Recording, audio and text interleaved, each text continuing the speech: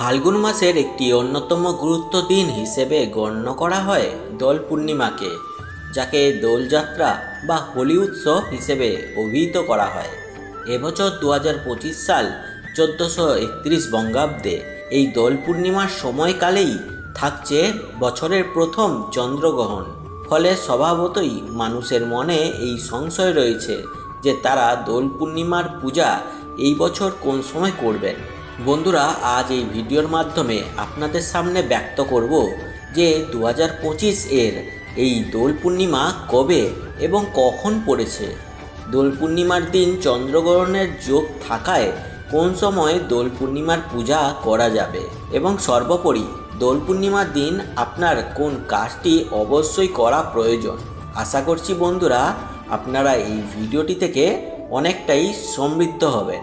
তাই বন্ধুরা আপনাদের কাছে একটি ছোট্ট অনুরোধ, এই ভিডিওটি অতি অবশ্যই খুবই মনোযোগ সহকারে এবং মনে ভক্তি রেখে পুরোটাই দেখবেন এবং এই ভিডিওটি থেকে যদি একটু উপকৃত হয়ে থাকেন তবে ভিডিওটির শেষে অতি অবশ্যই একটি লাইক করেই যাবেন এবং কমেন্টে হরে কৃষ্ণ জয় রাধে রাধে লিখেই যাবেন এবং এই চ্যানেলে নতুন হয়ে থাকলে চ্যানেলটিকে সাবস্ক্রাইব করে পাশে থাকা বেল আইকনটি অল নোটিফিকেশানে ক্লিক করে দেবেন। এর ফলে এইরকমই পূজাপাঠ রিলেটেড উপকারী ভিডিওর নোটিফিকেশান সবার আগে আপনার কাছে পৌঁছে যাবে। বন্ধুরা, সবার প্রথমে আপনাদের জানাই এই 2025 সালের বা 1431 বঙ্গাব্দে এই দোল পূর্ণিমা কবে এবং কখন পড়েছে। এই বছর এই দোলযাত্রা তথা দোল পূর্ণিমার তিথি শুরু হচ্ছে আগামী 28শে ফাল্গুন 13ই মার্চ বৃহস্পতিবার সকাল 10টা বেজে 24 মিনিট থেকে। পূর্ণিমা তিথি বৃহস্পতিবার সকালে শুরু হলেও উদয়া তিথি মেনে এই দোল পূর্ণিমা পালিত হবে পরের দিন 29শে ফাল্গুন 14ই মার্চ শুক্রবার দিন। কারণ শুক্রবার সকাল 11টা বেজে 35 মিনিট পর্যন্ত থাকছে এই পূর্ণিমা তিথি। সেই কারণে শাস্ত্রমতে দোল পূর্ণিমার পরের দিন 29শে ফাল্গুন 14ই মার্চ শুক্রবার দিনই পালিত হবে এবং যেহেতু এই দিন সকাল 11টা বেজে 35 মিনিট থেকে পূর্ণিমা ছেড়ে যাচ্ছে, সে কারণে যে হোলি উৎসব তা উক্ত সময়ের পরেই থেকেই পালিত হবে। দোল পূর্ণিমার একটি বিশেষ গুরুত্বপূর্ণ অংশ হলো হোলিকা দহন, যাকে আমরা ন্যাড়াপোড়া বলি। এই কাজটি সম্পন্ন করতে হবে 28শে ফাল্গুন 13ই মার্চ বৃহস্পতিবার দিন সন্ধ্যা 5টা বেজে 41 মিনিট থেকে রাত্রি 7টা বেজে 17 মিনিটের মধ্যে। এই সময়েই দোল পূর্ণিমার যে ন্যাড়াপোড়া বা হোলিকা দহন সেই উৎসব সম্পন্ন করা প্রয়োজন। বন্ধুরা, এই বছর এই দোল পূর্ণিমার দিনই থাকছে চন্দ্রগ্রহণের ছায়া। বছরের প্রথম পূর্ণগ্রাস চন্দ্রগ্রহণ এই দোল পূর্ণিমার দিনেই আগামী 29শে ফাল্গুন 14ই মার্চ শুক্রবার দিন সম্পন্ন হচ্ছে। শুক্রবার সকাল 10টা বেজে 29 মিনিট থেকে লাগছে এই চন্দ্রগ্রহণ, যা থাকছে দুপুর 2টা বেজে 8 মিনিট অবধি। যেহেতু দিনের বেলায় এই চন্দ্রগ্রহণ সংগঠিত হচ্ছে, তাই এই চন্দ্রগ্রহণ ভারতবর্ষে অদৃশ্য হিসেবে প্রতীয়মান হবে। তবে শাস্ত্রমতে যে কোনো চন্দ্রগ্রহণকেই অশুভ হিসেবে গণ্য করা হয় এবং চন্দ্রগ্রহণ চলাকালীন সময়ে কোনো শুভকর্ম করা যাবে না। এই কারণে এই দোল পূর্ণিমার দিন যে পূজা কিংবা পালনীয় বিধি তা চন্দ্রগ্রহণ শুরু হওয়ার আগেই সম্পন্ন করা প্রয়োজন। অর্থাৎ শুক্রবার সকাল 10টা বেজে 39 মিনিটের আগেই দোল পূর্ণিমার পূজা এবং পালনীয় বিধি সম্পন্ন করা প্রয়োজন। দোল পূর্ণিমার পূজার সবথেকে শুভ সময় হলো সকাল 7টা বেজে 6 মিনিট থেকে সকাল 10টা বেজে 24 মিনিট পর্যন্ত। এই সময়কালের মধ্যেই পূর্ণিমা পুজো এবং পালনীয় বিধি সম্পন্ন করা প্রয়োজন। দোল পূর্ণিমার দিন অনেকেই যদি সত্যনারায়ণ ব্রত সম্পন্ন করে থাকেন, যদি আপনি বাড়িতে সত্যনারায়ণ ব্রত পালন করতে চান তাহলে এই বিষয়ে আপনি বৃহস্পতিবার এবং শুক্রবার উভয় দিনেই সম্পন্ন করতে পারবেন। বৃহস্পতিবার এবং শুক্রবার সন্ধ্যায় 5টা 41 মিনিট থেকে রাত্রি 7টা বেজে 17 মিনিটের মধ্যে শ্রী শ্রী সত্যনারায়ণ ব্রত পালন করা প্রয়োজন। বন্ধুরা, দোল পূর্ণিমা তথা এই হোলি উৎসব মানেই আমরা জানি রঙের উৎসব। একে বসন্ত উৎসবও বলা হয়ে থাকে।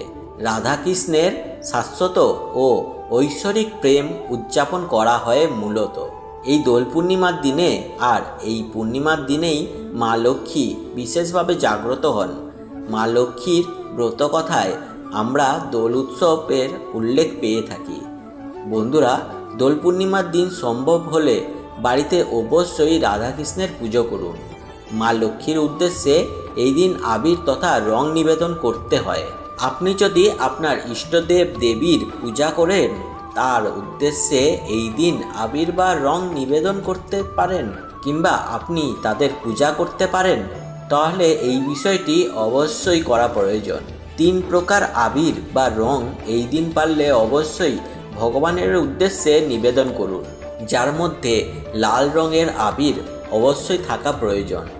এর পাশাপাশি নীল, সবুজ, হলুদ, গোলাপি, গেরুয়া যে কোনো রঙেরই আবির আপনারা ব্যবহার করতে পারবেন, তবে অবশ্যই লাল রঙের আবিরটা রাখবেন। এই লাল রঙের আবির বা রং দিয়ে সবার প্রথমে অবশ্যই দোল পূর্ণিমার দিন বাড়ির মুখ্য দরজার সামনে একটি স্বস্তিক চিহ্ন অঙ্কন করুন।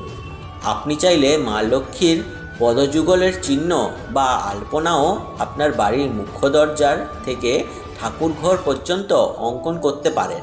এই দিন বাড়ি ঘরদোর অবশ্যই পরিষ্কার পরিচ্ছন্ন করে রাখবেন এবং যদি সম্ভব হয় এই দিন গঙ্গা স্নান করুন। গঙ্গায় গিয়ে যদি করতে না পারেন, তাহলে সেক্ষেত্রে স্নানের পর সামান্য গঙ্গা জল মাথার উপরে ছিটিয়ে নেবেন এবং বাড়ির সর্বত্র গঙ্গা জল ছিটিয়ে দিন। তারপর লক্ষ্মীনারায়ণের পূজা বা রাধাকৃষ্ণের পূজা সম্পন্ন করুন।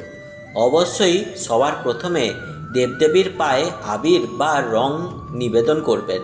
বন্ধুরা, এই দোল পূর্ণিমার দিন রং বা আবির খেলা কেন প্রয়োজন, কেন আমাদের পুজো করতেই হয়, এই রং বা আবির নিবেদন করতে হয়, সেটি সবার প্রথমে আপনাদের জানা প্রয়োজন। অনেকেই হয়তো এই বিষয়টি জানেন না। এ প্রসঙ্গে বলি বন্ধুরা, এই বসন্ত উৎসবে রং খেলা বা আবির খেলার পেছনে মূলত 2টি কারণ রয়েছে। একটি হলো আধ্যাত্মিক এবং অপরটি হলো বৈজ্ঞানিক। আধ্যাত্মিক কারণের মধ্যে প্রথমত বিষয়টি মূলত হোলিকা দহনের সঙ্গে যুক্ত। বন্ধুরা, আমি আশা করব আপনাদের এই ভিডিওটি থেকে অনেকটাই উপকৃত হবেন, তাই ভিডিওটিকে অবশ্যই একটি লাইক করেই যাবেন এবং কমেন্টে হরে কৃষ্ণ জয় রাধে রাধে লিখেই যাবেন। এবং এই চ্যানেলে নতুন হয়ে থাকলে চ্যানেলটিকে সাবস্ক্রাইব করে পাশে থাকা বেল আইকনটি অল নোটিফিকেশানে ক্লিক করে দিন।